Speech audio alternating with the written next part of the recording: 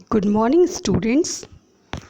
आज हम लोग पुनः कविता के बहाने का जो अंतिम मुक्तक है इसका हम लोग अध्ययन करेंगे।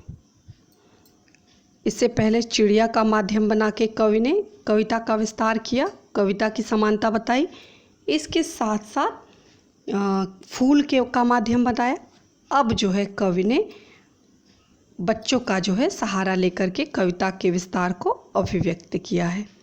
तो आइए देखते हैं। इससे संबंधित तरह तरह के प्रश्न पूछे जाते हैं कि मतलब फूल से क्या समानता है, और फूल से समानता जो है जिस चिड़िया से किस प्रकार से समानता है, दोनों में क्या अंतर है। तो इसको आप अपने शब्दों में लिखने का प्रयास करेंगे। आइए देखते हैं। कविता एक खेल है बच्चों के बहाने। कविता एक खेल है बच्चों के बहाने। जैसे बच्चे जो है निरंतर खेलते रहते हैं, खेल में मस्त रहते हैं, उसी प्रकार कविता भी एक खेल है। कैसा खेल है? शब्द जाल है। शब्दों के माध्यम से हृदय की अनुभूतियों को अभिव्यक्त किया जाता है। तो जिस प्रकार बच्चे खिलौनों से खेलते हैं, उसी प्रकार कवि जो है शब्दों के साथ खेलता है, शब्दों के साथ हृदय की अनुभूतियों को अभिव्यक्त करता है। और जब कवि शब्दों के द्वारा हृदय की अनुभूतियों को व्यक्त करता है, तो वह हर बंधन, आपने प्रतिपाद्य में पढ़ा था कि जब एक मानवता, एक अपनापन आता है, तो देश काल इस तरह की जो बाउंडेशन होती है वो बाउंडेशन अपने आप ही, बंधन जितने भी बंधन होते हैं वो सारे बंधन प्रेम के आगे, वो सारे बंधन जो हैं वो टूट जाते हैं। तो उसी प्रकार कवि ने बताया कि जिस प्रकार बच्चे खिलौने से खेलते हैं, उसी प्रकार कवि जो है शब्दों से खेलता है।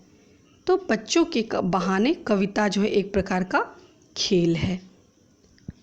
बाहर भीतर यह घर वह घर सब घर एक कर देने के माने बच्चा ही जाने। ध्यान दीजिएगा, पहले दो में था कि चिड़िया क्या जाने, फूल क्या जाने, तीसरे में क्या है?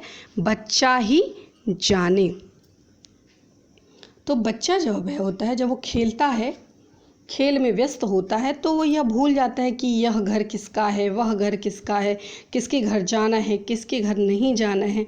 मतलब जाति, धर्म, लिंग, मजहब सबसे ऊपर उठ करके जो है वो अपने जो हृदय की जो सहजता होती है, उसकी सहजता को कवि जो है अभिव्यक्त करता है कि बच्चे किस प्रकार भोले होते हैं, मासूम होते हैं, और वही मासूमियत, वही संवेदना, वही प्रेम जो होता है वो कविता के अंदर विद्यमान होती है। तो उसी प्रकार कविता, जब कवि कविता की रचना करता है, तो उस समय जितने भी बंधन होते हैं वो सारे बंधन टूट जाते हैं। जाति, धर्म, मजहब, कवि जो होता है वो सबका होता है। कवि किसी एक जाति का, धर्म का, मजहब का, संप्रदाय का होकर के नहीं रहता। सब घर एक कर देने के माने, मतलब सभी घर को एक समान बना देना, अपना पराये का भेदभाव बंधन को मुक्त कर देना,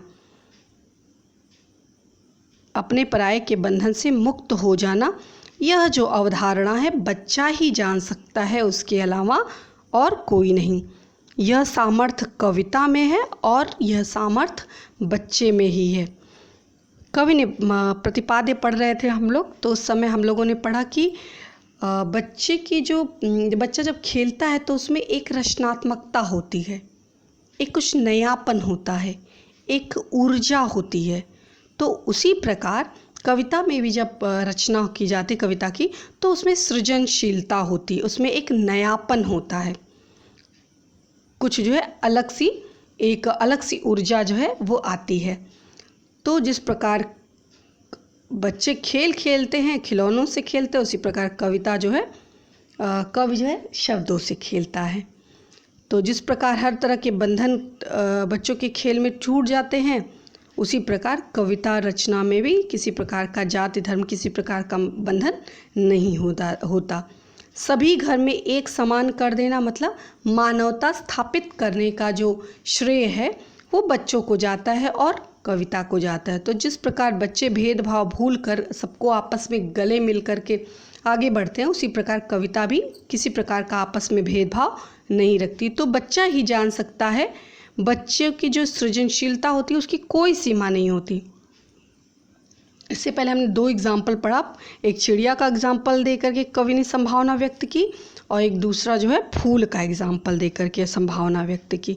दोनों में बताया कि इसी के समान कविता भी होती है, लेकिन कविता की और सारी जो उपमान दिए उनकी एक सीमा है, लेकिन कविता की कोई सीमा नहीं है। लेकिन जो तीसरा उदाहरण दिया उसमें बताया कि कविता पूरी तरह से बच्चों के खेल के समान होती है। उसी के समान बच्चा जो है, जिस प्रकार बच्चा खेलता है उसी तरह कवि भी खेलता है। उसमें खिलौनों से खेलता है बच्चा और उसमें शब्दों से खेला जाता है। उसमें भी एक रचनात्मकता होती है, उसमें भी एक सृजनशीलता होती है। इसमें भी जो जितने भी बंधन होते हैं वो सारे बंधन टूट जाते हैं। कविता रचना में भी सारे बंधन टूट जाते हैं। तो सबको एक समान बना देने का जो लक्ष्य है, जो रहस्य है, वो केवल बच्चा ही जान सकता है, क्योंकि बच्चा हृदय से भोला होता है। उसी प्रकार कविता जो है वो भी निश्चल होती है, उसमें किसी तरह का कोई पाप जो है विद्यमान नहीं होता। तो यह इस प्रकार जो है कविता, संपूर्ण कविता का जो व्याख्या थी वो इस प्रकार थी। आइए अब हम शिल्प सौंदर्य देखते हैं। कवि ने इसमें कविता के विकास को, कविता के महत्व को बच्चों के माध्यम से अभिव्यक्त किया है। र वर्ण की आवृत्ति होने के कारण अनुप्रास अलंकार है। माने, बहाने, जाने ये सब जो है तुकांत है। ज्ञेयता का गुण विद्यमान नहीं है। सरल सहज भावानुकूल शब्द का प्रयोग किया गया है और हिंदी खड़ी बोली का प्रयोग किया गया है। तो यह इस प्रकार जो है संपूर्ण ये कविता के बहाने पाठ की व्याख्या थी। तो आई होप आप लोग को समझ में आया होगा। इससे संबंधित बहुत से महत्वपूर्ण प्रश्न आते हैं। इन प्रश्नों को आप जाके चाहे अलग से बुक ले करके आप अलग से पढ़ सकते हैं और तथा उन प्रश्नों के उत्तर ढूंढने का प्रयास करेंगे। और इसका भावार्थ होमवर्क के रूप में, इसका भावार्थ, संदर्भ, प्रसंग, व्याख्या, जैसे कविता एग्जाम में क्या पूछता है, इस पद का काव्यगत सौंदर्य बताइए, शिल्प सौंदर्य बताइए और भाव सौंदर्य बताइए। तो इसके लिए आपको इसकी व्याख्या तैयार करनी पड़ेगी और इसके साथ ही इसका शिल्प सौंदर्य तैयार करना पड़ेगा। धन्यवाद।